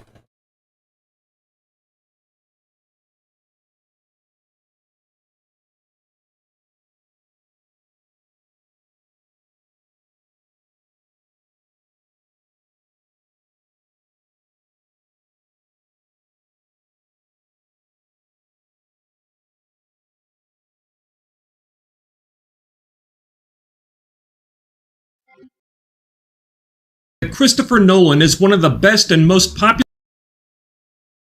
filmmakers in the world today. One of the few superstar directors left in Hollywood whose every film becomes an event in and of itself just because he made it. Audiences can usually be assured that every new release the man puts out will deliver the same intelligent, thoughtful writing and filmmaking mastery Nolan has become famous for in a wide variety of genres. Mystery, suspense, heist, war, comic book, biopic, high-concept science fiction. For a while, there seemed to be nothing that wasn't in Nolan's wheelhouse. That's why the discourse surrounding his latest film has been so alarming, not just because the backlash to it became so intense so quickly, but also because said backlash was kind of understandable. Nolan tends to avoid these types of pitfalls, but as the Odyssey has become the latest battleground of the seemingly never-ending culture war, a part of me had to wonder how he didn't see this one coming. The film has come under fire in recent months, with audiences criticizing its inexplicably modern-sounding dialect, utterly bizarre casting choices, and a cast and crew that have been growing increasingly indignant and unapologetic about both. It's still a Nolan movie, so you expect it to deliver a certain level of quality, but as we approach the release of this thing, it was getting hard to deny that something had gone sideways here. It's a depressing thought, but apparently even Nolan isn't immune to this stuff, so looks like it's that time again. Before I do anything else, I want to diffuse a few things that have become big talking points here. There's been a lot of culture war noise about the Odyssey with the cast and the script and all that stuff. I haven't really chimed in on that yet, just because I find all the discourse and knee-jerk reactions kind of exhausting. There's so many engagement farmers trying to steer the narrative on this one, and I haven't exactly disagreed with what they've been saying, but I figured I'd just wait for the movie and judge for myself. One of the biggest targets on this film's back have been a lot of the casting decisions being f***ing weird. Now that I've seen the movie, I can tell you that they're not as big of a deal as people have made them out to be, and also, yeah, they're pretty f***ing weird. Elliot Page? Look, I don't want this to turn into an argument about trans stuff. If Elliot Page wants to be a dude, have at it, bro. Whatever makes you happy. I really couldn't care less. Elliot Page playing a dude in a film?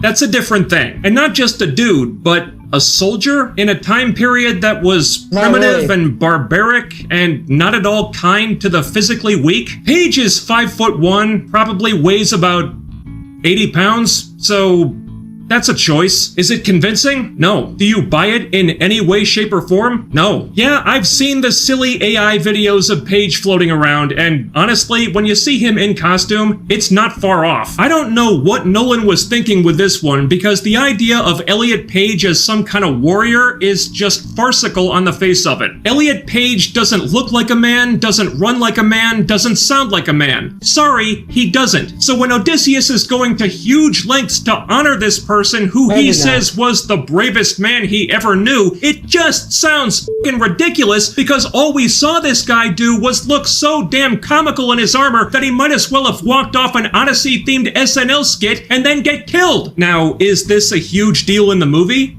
Not really. Page does no fighting at all, zero action. He gets some exposition dialogue in one scene, he eats a spear, and he dies. Total screen time, less than 5 minutes, and the only meaningful thing he does is get killed off. Lupita Nyong'o as Helen of Troy, that's another one that looked really strange on paper. Helen of Troy, one of the most legendary beauties in all of fiction, and sure, beauty is subjective. No offense to Lupita, there's no flies on her, certainly, but the face that launched 1,000 ships?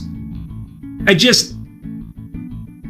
didn't really buy that. Now, if, say, Charlize Theron was playing Helen of Troy, that I could believe, but this, especially when you see it in context, it doesn't make sense. She shows up in 3 or 4 scenes, gets maybe half a page of dialogue, then disappears. She's on screen less than Elliot Page is, and she's gone so fast you don't have time to have any strong feelings about her. Zendaya as the goddess Athena. Does she look really out of place here? Yeah, and she does basically nothing. She has a couple talking scenes with Matt Damon. Mostly she just stands there and listens while he says things. That's it. Travis Scott? 2 scenes. It's really 1 scene broken up into 2 pieces.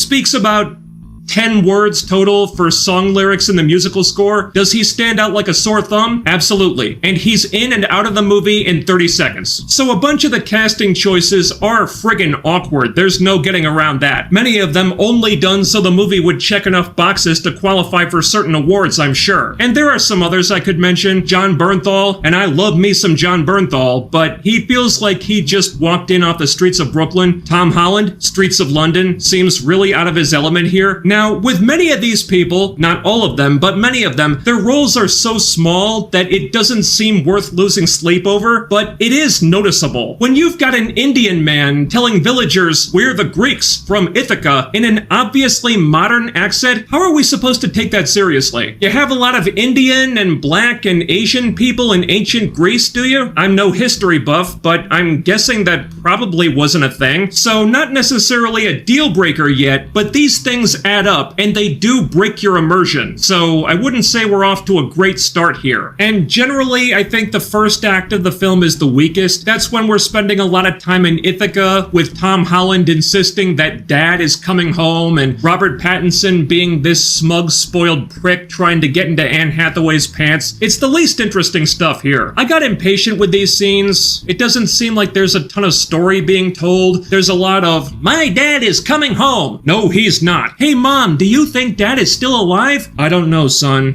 It's been a long time." And it just goes on like that until Telemachus takes off to search for Odysseus himself, but that doesn't happen for a while. Anne Hathaway anchors these scenes very well, but her whole story is about being frustrated that she has no real ability to change anything, and without Odysseus, she's feeling backed into a corner. So everything here is kind of in a holding pattern for a big chunk of the film. Frankly, I think they could have done without some of this stuff. And on top of that, you're also adjusting to the modern-sounding dialect. You do kind of get used to it after a while. It is pretty jarring at first, though. Honestly, using the word dad instead of father, that's the worst it gets. And most of the actors are good enough that they find ways to deliver the verbiage that it really doesn't sound that off-putting. But there is something very strange about hearing Odysseus and his men casually dropping F-bombs. Just as Homer intended?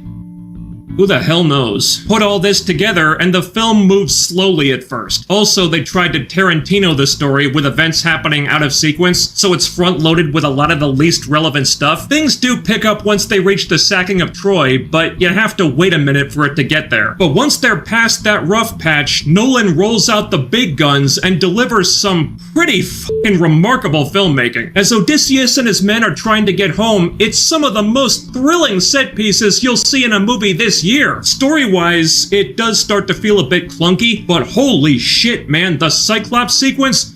Ugh, that thing is reaching out of the pitch black to grab people, biting men's heads off. It's absolutely terrifying. I jumped out of my seat a couple times. When the giants attacked, oh my god, they looked so real. I think they shot those things with practical effects somehow. When they were marching toward the camera and Odysseus was shitting himself as he saw how they just tower over him and his men start dropping like flies, I had goosebumps. And then the scene with Circe is like something out of a horror movie. Not just her turning the men into pigs, but the way it's shot is so goddamn unnerving. She's reshaping their bodies like they're made of clay or something. And again, I think that's done with mostly practical effects, which makes it look even more uncomfortable. It's absolutely riveting stuff. This is when the film really shines, because it's not relying on the lore so much as it is Nolan creating dread and white-knuckle suspense, which he's really great at. Just in terms of visuals, filmmaking excellence, and visceral guts-in-your-throat tension, the movie is firing on all cylinders here. That doesn't last, though. It's not all great. The scene with the Scylla isn't very good. It's actually confusing what's even happening in that sequence. And then the underworld isn't really an underworld, it's just a dark island at night. A little imagination in that scene would have been nice. And what's more, as it goes on and you think about certain things, it starts to feel like the plot is treading water in a weird way, because they're kind of just repeating the same beats over and over here, just swapping out the mythological mythological creatures each time. Odysseus and his men stop at an island for supplies, they encounter a cyclops, several of them get killed, they retreat to the boat, they stop at a different island, they encounter a bunch of giants, several more of them die, they retreat to the boat again, they look for a new island, rinse, repeat. They go through this process like 4 times, and the only thing that really changes is the monster that drives up the body count. Even the islands look pretty much the same, and you're just going from one monster battle to another. At least Circe had a little bit of personality to differentiate her, but around the time they found the island with the sirens, I said to myself, if they lose this scene and the scenes with some of the other creatures, does the story really change at all? Not really, no. I hate to say it, but it does kind of feel like they're just cycling through a list of events that happen in the fable and crossing stuff off that list one by one. Don't get me wrong, it's captivating as hell at times, but narratively, they're just going around in circles here, doing the same thing over and over until everyone except Odysseus gets killed off, and it feels a bit samey after a while. And during all this, there's a lot of discussion about the gods, how we worship this god, and that god is pissed off at us because of so-and-so, and how is this other god going to feel about what we did with the blah blah blah. But for all this talk, it doesn't amount to much of anything. In fact, the gods are pretty much non-factors here. They talk about Zeus, but we never see him. They talk about how Odysseus angered Poseidon, but it's mostly just because the weather turns bad. Athena shows up in a few scenes, but she doesn't do anything. She has so little impact that you're kind of left to wonder if Odysseus is just imagining her, and maybe she's not really there at all. Maybe she's just a manifestation of his grief or something. For a film that was marketed with the tagline, "Defy the gods really don't have a presence in this movie. It's as if Nolan was so determined to make this a grounded retelling of the story that the gods almost feel like something he didn't want in there, at least not in a literal sense. Jeez, of all the stories to do that with. It really takes a lot of the wonder out of a story like this. If you're retelling an ancient Greek myth, but you're shying away from having the Greek gods appear in it, there's something messed up about that. And a lot of the themes of the film are like this, filtered through Nolan's signature brand of grounded realism, which even on paper seems like a square peg round hole situation when you're adapting fantasy. Even Odysseus's inability to get home for so long is reframed as him not wanting to go home due to PTSD and survivor's guilt and how much he regrets his actions at Troy. So much so that even after he finally gets home, he just wants to go into exile because he's been through too much and he can't handle it. So there's a lot of deconstruction and recontextualizing going on here that feels counter to what I thought this story was about, as if maybe the film Nolan wanted to make wasn't so much the Odyssey, but a war movie with monsters in it. Or maybe fantasy just doesn't appeal to Nolan and he wanted to change it into something he understood. Or maybe this was a call by the studio, because there was something awfully familiar about this, where they've taken another classic male hero and turned him into a sad sack who's haunted and miserable about the very thing he's most famous for. I'm not saying it's poorly done. Matt Damon really knocks this out of the park, and he has a thought-provoking monologue at the end of the movie that'll probably score him another Oscar nomination, but it felt like they either didn't understand what this story was about, or they filtered it through so many modern sensibilities that it was changed into something very different. It's so hard to rate this movie. It's not like there aren't some really spectacular things about it. Parts of it are more visually jaw-dropping than anything we're likely to see on film until Dune Part 3 gets here. Other parts are not. Yes, a bunch of characters were inexplicably cast for the sake of forced diversity, and it's not always easy to ignore, but the ones who are good are really damn good. Matt Damon and Anne Hathaway are terrific. Pattinson's extremely hateable. Charlize Theron is very compelling, even if her role isn't that big. John Leguizamo's another standout. A lot of Odysseus's voyage home is boiled down to one monster attack after another, but holy shit does Nolan shoot the hell out of some of those scenes. But what I keep coming back to is that as brilliant a filmmaker as Christopher Nolan is, him in the fantasy genre are just not a good fit. The coldly intelligent scientific approach Nolan takes to storytelling bumped up against the whimsy and the wonder and the fantastical adventure of myths and gods and monsters. The wires got crossed, and it translated into something that was dark, brooding, introspective, emotionally devastating, and so obsessed with the idea of keeping things grounded and real that it was afraid to feature the Greek gods in a Greek fable. I think the Odyssey is an impressive cohesive film. It's a great film in some ways. It's also very uneven, and it is incredibly flawed. Parts of it are awkward, parts of it are trying to change the context of the story it's adapting, and some of those changes aren't even necessarily bad. They're good in their own right. They tell the story that Nolan wanted to tell, but it does seem like instead of telling the story of the Odyssey, Nolan twisted it into something that he could understand.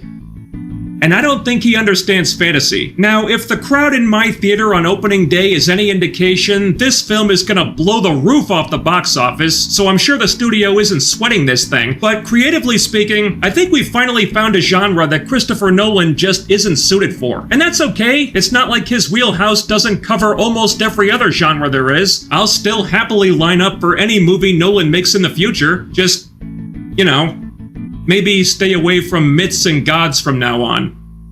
Thanks so much for watching. While you're here, ding that bell icon and set it to all so YouTube will know you want updates about my content, not other people's. And if you want to support the channel, being interactive is the best way to do that. So be sure to hit that thumbs up, leave a comment, subscribe if you haven't already, and make sure you're still subscribed, because what really deserves to have its head bitten off by a giant cyclops is the YouTube algorithm. That's all for now. I'll be back with more soon. Take care, stay tuned. See you next time.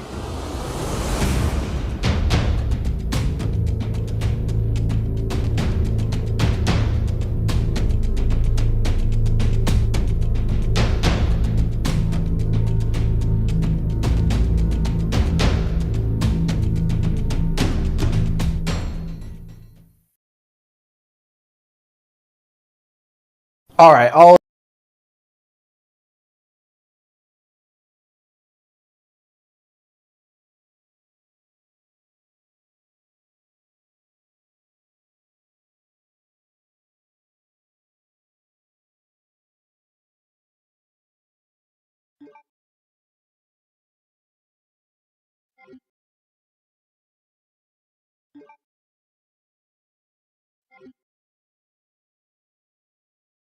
Do aliens exist? Is Bigfoot real? Is a hot dog a sandwich? Can Chris Nolan cultivate something good enough to transcend culture war controversy? I can't answer all of those, but for the Nolan question, the answer is mostly yes. He can make that movie, and kinda has. Try having an opinion, any opinion, on the Odyssey, and you're guaranteed to hear something like this. is the man retarded? I mean, shouldn't use that word, but sure. Developmentally disabled? Sure. The most frustrating thing about it isn't anything in the film, it's actually everything outside it. The battles being waged on Twitter about it tell me I wouldn't be able to win no matter how I felt about the Odyssey. If I love it, I'm a paid shill, and if I hate it, I'm a bigot or something, whatever. Well, if you're looking for glazing, you can find that elsewhere, and if you're looking for blind hatred, there's plenty of that out there too. And hell, if you're looking for my take on the culture war in this movie, there's a video on that as well.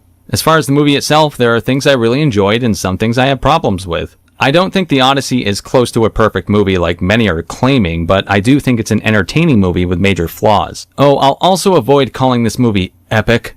If I hear that word used to describe this movie one more time, I'm going to glitch out. When adapting the Odyssey with a $250 million budget, epic should be implied. Nolan's film is an adaptation of the original story, where he actually keeps a lot of the themes intact. The longing for home, perseverance against impossible odds, but he also takes a lot of creative routes I don't particularly agree with, like replacing Odysseus' hubris with stupidity, which I'll go into detail about shortly. But yes, the movie's captivating, in 15-minute intervals, followed by dull, meandering characters spouting pretentious dialogue for long stretches. There are big action sequences and emotional moments, even if the emotional beats are cheaply acquired, and it suffers from weak characterization, with the lead role, hell, most of the roles, written so thin that any actor could fill the void of Odysseus, created specifically for this movie in a role made as Oscar bait for Elliot Page. Basically, this feels like the best and worst of Nolan, meaning the highs are so high they often make up for his inadequacies elsewhere. Before we dive into the criticisms, we might as well go over the plot real quick for the uninitiated. Don't worry, if you're one of those people that completely forgot about the Odyssey and need a refresher, don't feel stupid. So did I.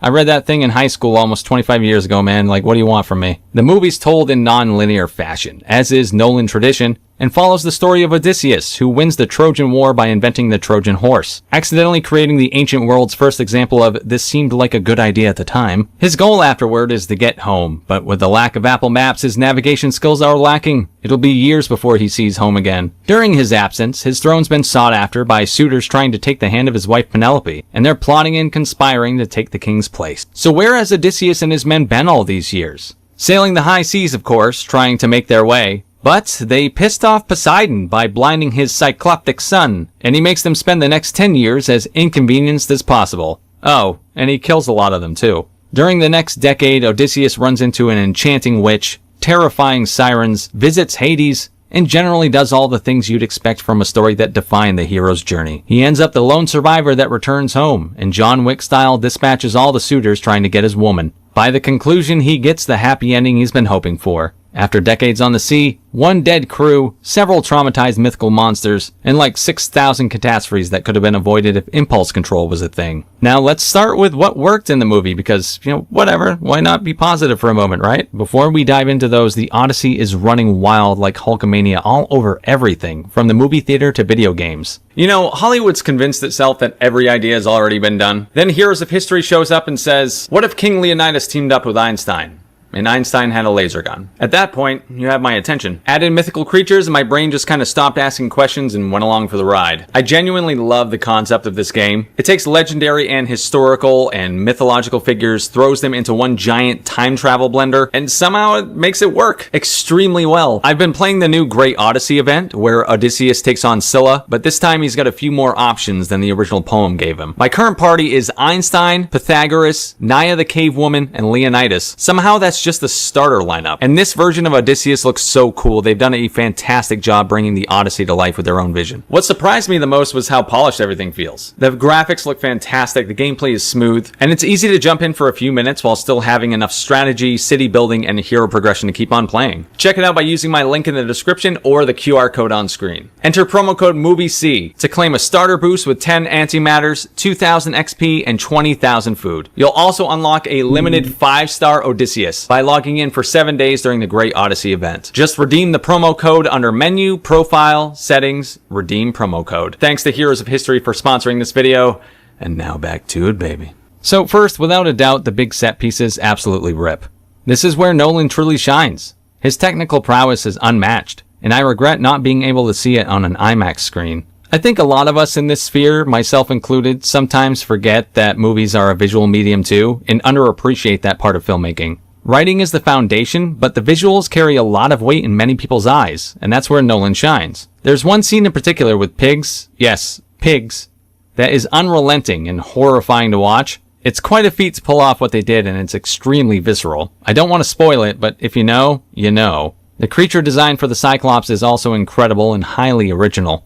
However Nolan pulled this off, it's amazing, because the sounds this creature utters now haunt my dreams. The scene is somehow both my favorite and my most frustrating. More on that later. I also appreciate that a lot of the main theme remains intact. Odysseus' longing for home. Nolan reframes it so he's kind of psychologically ambivalent about returning to his kingdom, because of guilt, wondering whether he's even worthy of being king anymore. But he battles through and ultimately chooses duty over everything. This is what I consider a modern interpretation of Odysseus, while still maintaining the core desire to return home. It's Nolan's attempt at layering the character, so you know what? Fair enough. Does it work? Now that's another story. To get to that, we have to talk about the Cyclops scene. Yes, now it's time for the criticisms. While the Cyclops scene is technically impressive, there's dumbness at every turn. Like I was saying about Odysseus, this version is more layered, as they say, than in the original poem. In this version, Odysseus explicitly plucks the string of his bow to signal to his prey, under the sake of fairness. It's supposed to be a defining attribute of Odysseus right up until the film decides it's not. Spoiler right here because it differs from the original story, so jump ahead to the next timestamp if you don't want to know. Alright, 3, 2... After being trapped in the cave by the Cyclops, Odysseus plays dirty when it comes to escaping and surprises the creature by stabbing it in the eye. Lucky for them, it doesn't go berserk and just kill them all. Plot armor, baby, gotta love it. So yeah, the lack of consistency in his characterization isn't the only problem. It's the change from the source material. In the original, Odysseus' fate was sealed by his hubris. Here, it's sealed by idiocy. In the original tale, they managed to escape because of how clever he is. He gets the Cyclops drunk, tells him his name is Nobody, then stabs the Cycloptic colleague in the eye.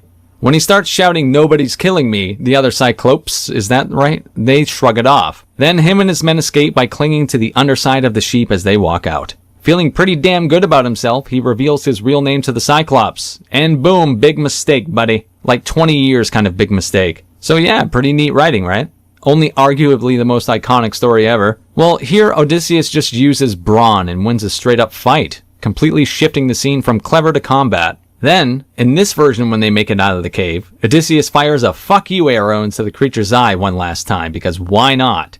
And, well, that ends up getting like a third of his men killed.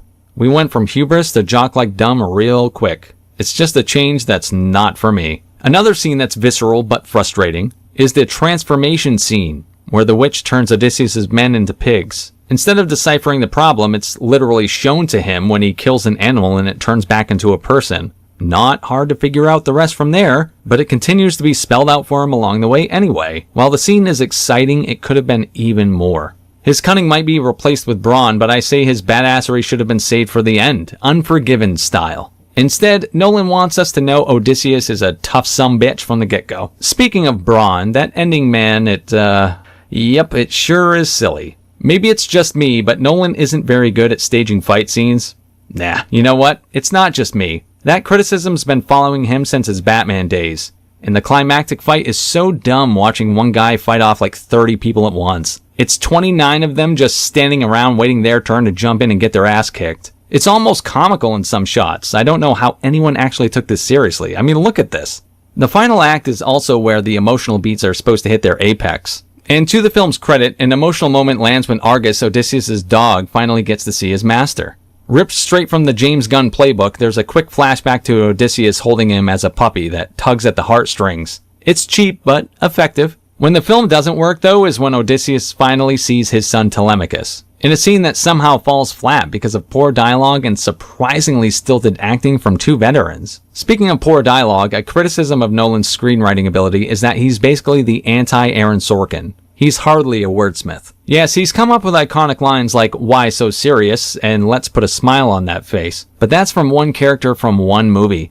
And who knows if those were actually words from Chris Nolan or his brother Jonathan. For the few memorable lines he has come up with, he's created 1,000 robotic ones that feel foreign to the human ear. In Nolan movies, people don't speak how people actually speak, which makes his choice to go with modern dialogue and American accents in the Odyssey even more confusing. That means not only do we get Nolan's alien-like approach to human conversation, we also get a jarring blast of modernity in a film set in ancient times. After a little while, you kind of start to get used to it, but there's an uneasiness you'll feel throughout the entire movie. Like at any moment, something jarring will be said that'll take you right out. I mean, in a movie taking itself deathly serious, it's really weird hearing the words, "fuck off." Tell him to fuck off.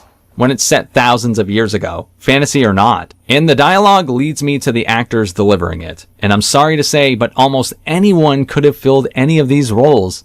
You know how Robert Downey Jr. is Tony Stark? Well, Matt Damon is not Odysseus. He's Matt Damon. Same for Tom Holland, Anne Hathaway, and especially John Bernthal. They just kind of play versions of themselves because the characters are blank slates with motivations. The canvas just never gets filled in. These are plug-and-play actors because Nolan struggles to balance spectacle with character. The drive is there. Odysseus wants to get home. Got it. Telemachus wants to know what happened to his father. Got that. Penelope wants her husband back. See, there are motivations, but there's nothing building character. Oh, and John Bernthal is bordering dangerously close to me not wanting to see him in anything anymore. He just kind of plays the same guy in every role he's in, and that role's cool at first, but there's only so many times you can be Shane from Walking Dead before it gets old. Pick any big lead name in Hollywood and they could have played Odysseus, same with almost every character mentioned. Chris Nolan often picks actors he's already worked with, and that can be a weakness. He sometimes chooses comfort over who's best for the role. Now's probably the best time to talk about Elliot Page's role as Sinon. Yes, Sinon is basically Achilles by proxy, so the criticism does fit that it's funny a 5-foot warrior is the greatest soldier Odysseus has ever known. And no, they cannot successfully hide the fact that Elliot Page is 5'1" and weighs like 90 pounds. I don't actually care that Elliot Page is in the movie, I'm just stating objective facts. The role is small, but it's made to subvert, so your mileage will vary on how you take it in. Regardless, yes, it's a distraction, but just a short-lived one among many others.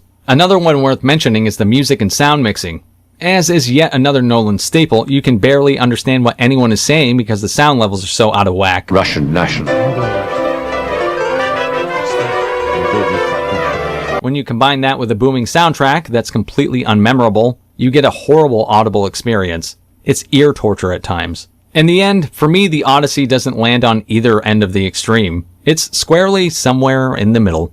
It's hard to keep things going at a breakneck pace for nearly 3 hours, and well, Nolan definitely doesn't do that. He takes his time in between the exciting set pieces and big moments, creating a stop-and-go movie that can be a joyous slog to get through, if that makes any sense. The highs are so high, it's hard not to recommend you should just see it for yourself. The film received an A Cinema score, glowing reviews across the board from critics and moviegoers, so maybe these critiques won't mean anything to you in the end. For me though, I just find it to be a flawed but entertaining movie that I really wish wasn't 3 hours long, but here we are. You can be epic without needing an epic runtime, just FYI. Anyway, that's just my 2 cents. I said in my previous Odyssey video that the movie's going to make bank if it was good despite the controversy, and that's how everyone's taking it, so there you go. Just so you know, guys, the existence of my opinion does not mean yours is irrelevant. We don't need to agree for you to enjoy or hate the movie. I've said this since I started the channel. Like what you like. If you enjoyed it, rock on, man, there's a lot to like. If you hated it, hey, I have my gripes too. Before I go, a quick shout out to everyone over on Patreon who support me. I really appreciate you guys, as always. Make sure to check that out for more reviews and video essays like this one that are exclusive to Patreon. And there are even more videos like this one on my second channel, Cynic After Dark. Links to everything in the description. GG's. Odysseus. Telemachus. Alright, it's about that time. I'm gonna go ahead and get some Z's and I'll continue this later.